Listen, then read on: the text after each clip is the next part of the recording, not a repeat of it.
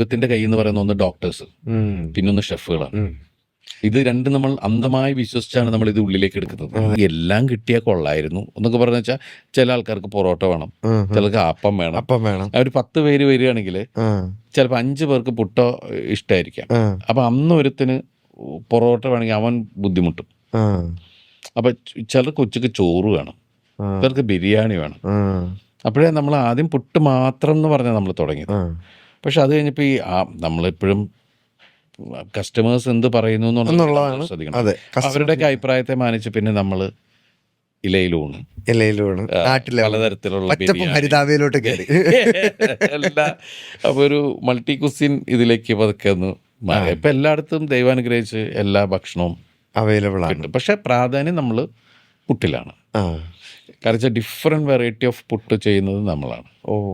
അതെ ചേട്ടാ, ഒരു സംശയം കൂടെ. ചേട്ടൻ പറഞ്ഞു ചേട്ടൻ്റെ ഫ്രണ്ട്സ് ആയിട്ട് എല്ലാവരും കൂടെ കൂടിയിരുന്ന് സംസാരിക്കാനൊക്കെ ആയിട്ടാണ് അങ്ങനെ ഒരു വെഞ്ചർ തുടങ്ങാൻ ആലോചിച്ചത്.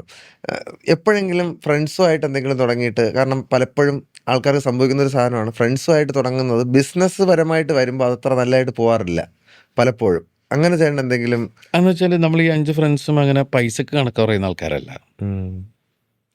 ഞങ്ങള് സൗഹൃദം. പിന്നെ നമ്മൾ എന്തിനെ അപ്രോച്ച് ചെയ്യുമ്പോൾ അത് നന്നായി ചെയ്യുക. അത് ലാഭമാണോ നഷ്ടമാണോ എന്നുള്ളത് പിന്നത്തെ വിഷയമാണ്. അത് ചിലപ്പോൾ അകത്ത് ചിലപ്പോൾ നമ്മൾ സംശയിക്കും, അടോ ഇതൊന്നും ഇല്ലടോ എന്നൊക്കെ ചോദിച്ചിട്ട്, അല്ലെങ്കിൽ ഇതാടോ കിട്ടിയില്ലടോ എന്നിട്ട് അങ്ങനെയുള്ള തമാശ. പക്ഷെ ഞങ്ങൾക്ക് ഫസ്റ്റ് പ്രിഫറൻസ് എന്ന് പറഞ്ഞാൽ മുമ്പിൽ വരുന്ന കസ്റ്റമേഴ്സ് എന്ന് പറയുന്നത്, അവർ കസ്റ്റമേഴ്സിനോട് നമ്മളൊരു നമ്മൾ സിനിമയെ സ്നേഹിക്കുന്ന ആൾക്കാർ, നമ്മുടെ കഥാപാത്രങ്ങളോട് നമ്മളോട് ഇഷ്ടം കാണിക്കുന്ന ആൾക്കാർ, അതുപോലെ നമ്മൾ കാണുന്ന അതിഥി ദേവോ ഭവ എന്ന് നമ്മൾ ശീലിച്ചിട്ടുള്ള കാര്യം, നമ്മുടെ കടയിൽ വരുന്ന ആൾക്കാർ നമ്മൾക്ക് ദൈവതുല്യരാണ് എന്നുള്ള രീതിയിലാണ്. അതുപോലെ നമ്മുടെ സ്റ്റാഫുകളാണെങ്കിലും നമ്മൾ കാണുന്നത്, ഞാൻ എപ്പോഴും പറയാറുണ്ട്, ഒന്ന് ദൈവത്തിന്റെ കയ്യിൽ എന്ന് പറയുന്ന ഒന്ന് ഡോക്ടേഴ്സ്, പിന്നൊന്ന് ഷെഫുകളാണ്. ഇത് രണ്ടും നമ്മൾ അന്ധമായി വിശ്വസിച്ചാണ് നമ്മൾ ഇത് ഉള്ളിലേക്ക് എടുക്കുന്നത്.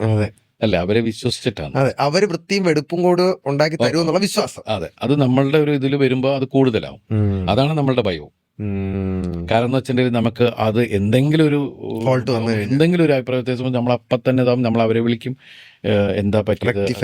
പിന്നെ ഇത്രയൊക്കെ ശ്രദ്ധിച്ചാലും എന്തെങ്കിലുമൊക്കെ ഫോൾട്ട് ഉണ്ടാവും, ഒന്നും പറയാൻ പറ്റില്ല.